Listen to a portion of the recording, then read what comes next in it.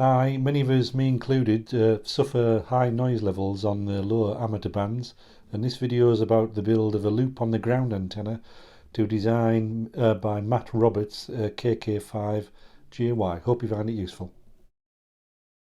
I saw a reference to this loop on the ground antenna on the Potteries Amateur Radio Club Facebook page, so thanks to Paul or Carl for that posting.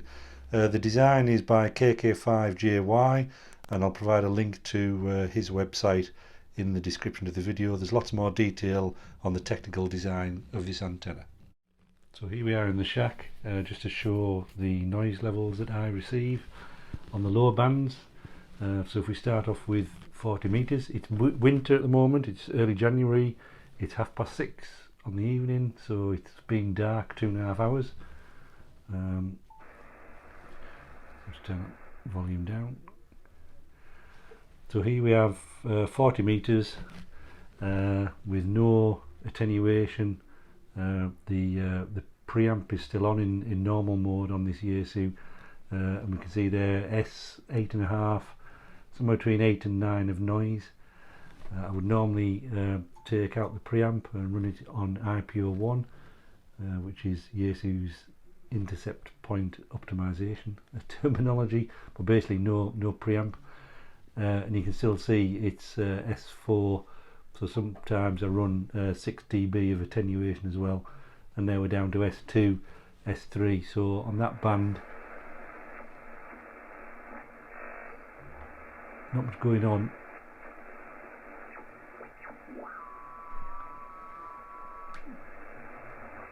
But very noisy. So turn the volume down. So going to 80. So again, I've got no attenuation on. The amps on. We've got over S9 of noise, so we'll put that onto IPO1 again to take the preamps out. Still S6.5, S7 of noise. So again, run 6 or even 12 dB of attenuation.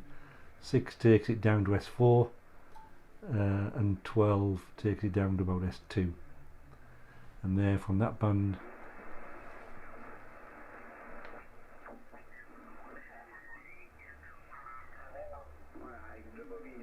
there's some activity from Europe.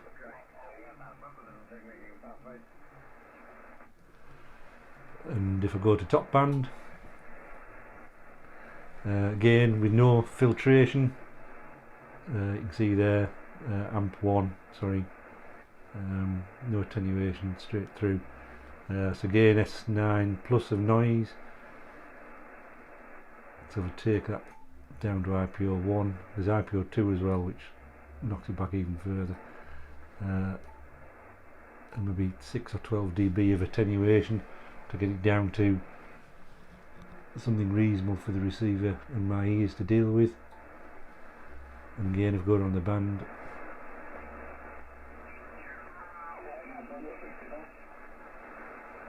there. So basically high noise levels on the lower HF bands, so hopefully the loop on the ground antenna will do something more to the system than just the equivalent of me putting in attenuation or whipping out preamps and so on. So it'll be interesting to see if it makes a difference, an improvement. So anyway, we'll get on with the build and see how we go. So in short, this is a 15-foot square of insulated wire placed on the ground. It's connected to a small matching isolation transformer and then fed back to the shack with coax. So this is 60 feet of insulated wire. The loop is floating in that the wire is not grounded, and in this specification it's a good compromise for the lower bands.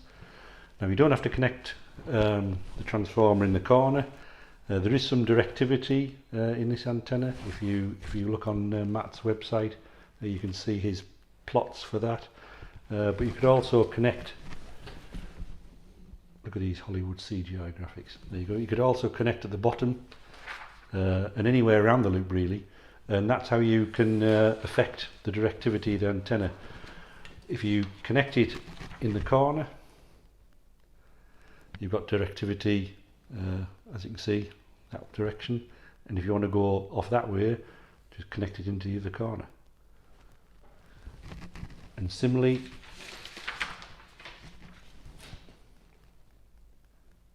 if you want to go left and right, connect in the bottom. If you want to go up and down, connect on the side. So you've got lots of different permutations depending on what your situation is in terms of your garden and what direction you want. So in terms of parts, what we need is 60 feet of wire. I've got some coax as well. A project box. This one's 400mm square. A little bit of overkill for this, a bit too large, but that's what I've got. A couple of connectors for inside the box and for the loop. Some nuts and bolts to terminate the loop on. SO239 for coax. This is the magic part. So this is the binocular core. That's a type 73 ferrite binocular core, which is good performance at these low frequencies. And the wire for the transformer, which we're going to wind around there, is 28 gauge PTFE silver wire, silver coated wire, or you could use transformer wire out of a used transformer, as long as it's insulated and thin enough to go around that. Now we're not transmitting, so the box is a weatherproof box, but it won't need a vent because the air inside there won't be heated up through transmissions. Similarly, that binocular ferrite and this wire won't be taking any transmission RF, so it's very light duty. Like I say, the box is a bit overkill for the size of that ferrite, but there you go. So the first thing I'm going to do, which is always a good confidence boost, is to drill the box. I need a hole for the SO239 and 2 holes for these bolts as well, so an easy start and away into the project. So here we are, I've drilled the box and just fitted the parts loose. So here's the SO239 end, and this is the end where the antenna is going to connect to, and this is where the other end of the windings from the core are going to attach to. So just loose fitted for now. The output from the core, if you remember, is 50 ohms at this side, so really I want the core down this end, so the wires attached onto this SO239 as soon as possible, and the fact that there's 2 leads going off to there and off to the antenna, I don't think that's going to make much difference on the high impedance side. But just want to get the core down this end of the box. I might have to support the core somehow, although having said that, it weighs virtually nothing, so it might just dangle in free space. So that's that loose fitted. Now I think to try and wind the core. Now Matt's design for this antenna is for 75 ohm coax. Now I'm going to be using RG58, which is 50 ohm, so the transformer windings on this core need to be adjusting slightly. So following a link from Matt's design page to Charles, W8JI, it can be found that a 2 and a 6 turn winding is better for 50 ohm on this core. So I'll explain that now. So if you imagine that's the core looking from the top, and we can see the 2 holes passing through. We need to wind this wire through this core. We need 2 and 6 turns. So we start off with an empty core.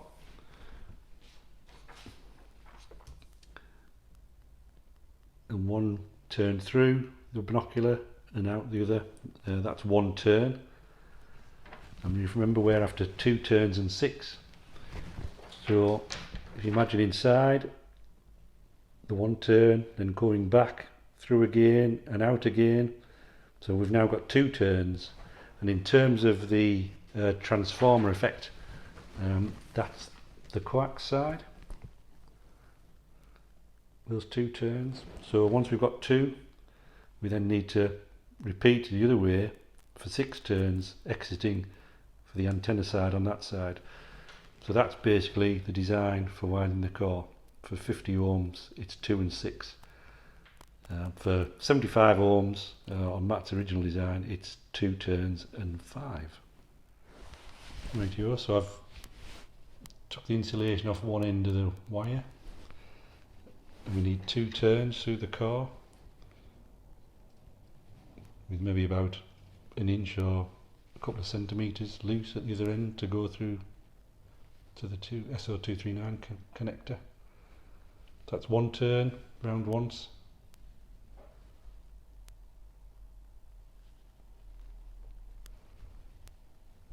Through again.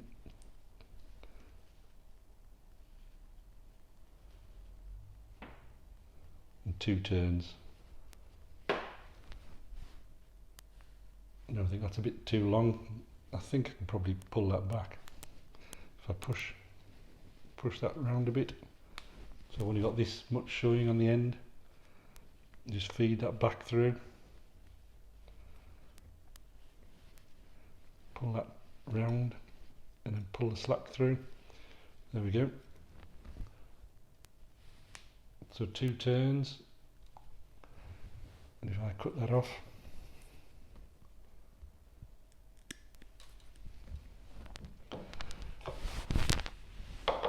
so in terms of the box, that's going to be at that end, connected to the SO239. Before I start the 6 turns, I've marked up which end of the transformer has 2 turns, just in case this goes horribly wrong and I end up with a confusing mess. So 6 turns now from the other side. So if I pull that right through, leaving a reasonable length. There's my box. Reasonable length this time on either side.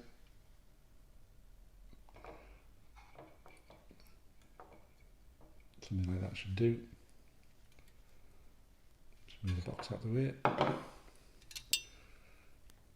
So this might not look very good on the camera.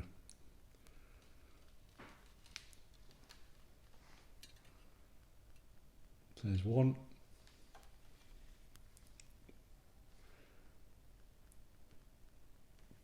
Back through again. Keeping it snug.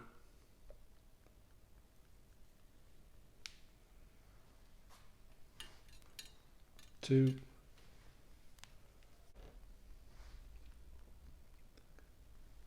Let's put that round there. 6.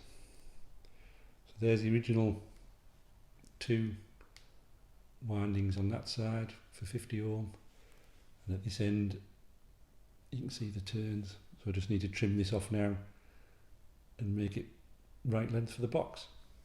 So that's a 2:6 ratio. So here we have the transformer with the leads attached, crimped and soldered, and I've checked these with a multimeter to check they're still okay, and they've been trimmed for size. So with those attached on there and that attached on there, you can see how it's going to take shape. I'm going to put some external silicon sealant on these drill holes just to keep it watertight. So now I'm going to attach, I'll solder that to there, screw these on, we'll bolt them down, having put some sealant on these holes, and then that's the box complete. So here we have the box complete in terms of the inside. Those 2 wires have now been soldered onto the SO239. These connectors are now trapped between these 2 nuts tightly on these bolts, and all the holes have been sealed with silicon sealant. And now it remains to attach the end of the 60-foot loop to these connectors and attach these to here, and again nip them up with another nut to make sure that's a good tight connection. And then we're ready for testing, see how it performs. So we're back in the shack. I've laid the antenna on the ground in a square outside the shack. It actually circles my pond, which is quite handy, and brought a temporary coax lead up through the shack window. I've plugged it into the 5000. It's the receive antenna, and as you'll see in a second, first impressions aren't very good. The antenna is fed in the northwest corner, so in terms of its directivity it's probably picking up northeast southwest. from the north of the UK. So here we are on 40 meters. I'll go through the bands and show you the differences. So, and I'll turn the volume down. Oh, so there's a station. There's a station on my off-centre for dipole at S9 with no filtration, no attenuation. If I put it on the, so that's the loop. I can even put in further amplification. Take the loop off. I can just hear there's someone there. So if I filter that as I would normally,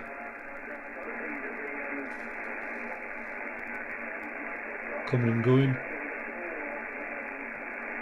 back to the loop, just there I can hear him. There you go.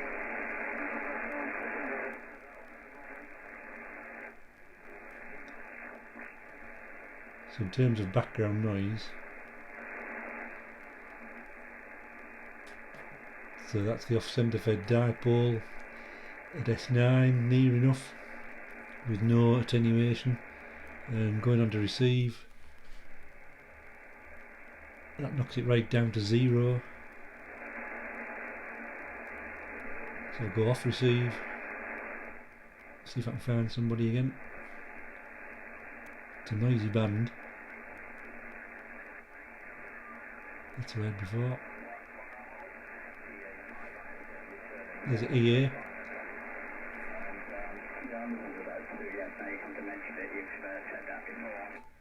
RX.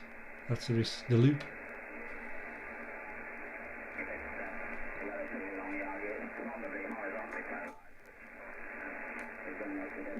And that's where I run that at. I can run the DNR filter.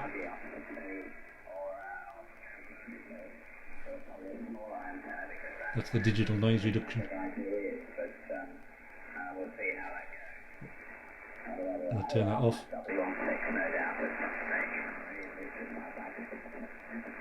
Back on the receive. Take off the attenuation, the filters.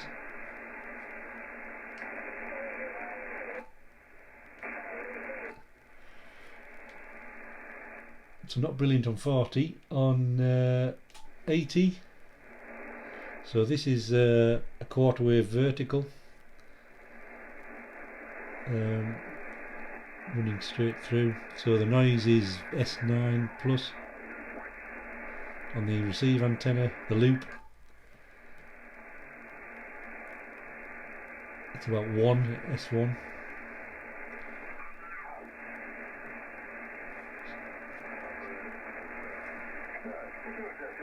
So German stations this time of night.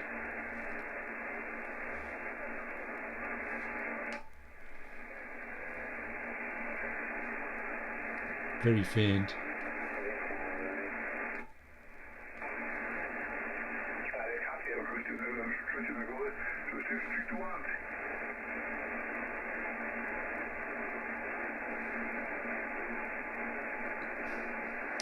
Sod's lost.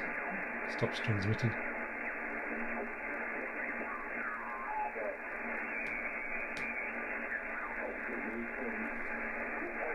There's somebody.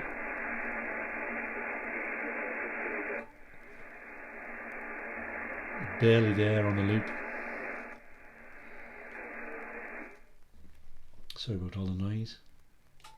So top band. So there's somebody on. If I put that on the loop, no attenuation, no filters. Back on the this is a quarter wave vertical again. There's the loop on the ground. And I would normally